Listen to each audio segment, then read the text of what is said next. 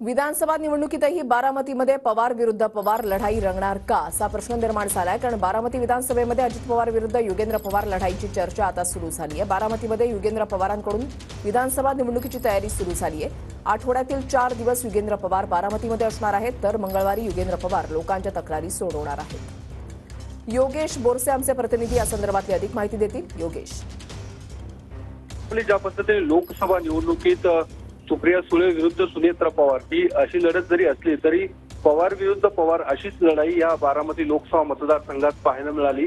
मात्र पुन्हा एकदा येणाऱ्या विधानसभा निवडणुकीत सुद्धा पवार विरुद्ध पवार अशी लढाई रंगणार अशा पद्धतीची चर्चा सध्या बारामती विधानसभा मतदारसंघात रंगायला सुरुवात झालेली आहे। कारण योगेंद्र पवार जे अजित पवारांचे पुतणे आहेत ते गेल्या काही दिवसांपासून बारामतीमध्ये सक्रिय होताना पाहायला मिळत आहेत।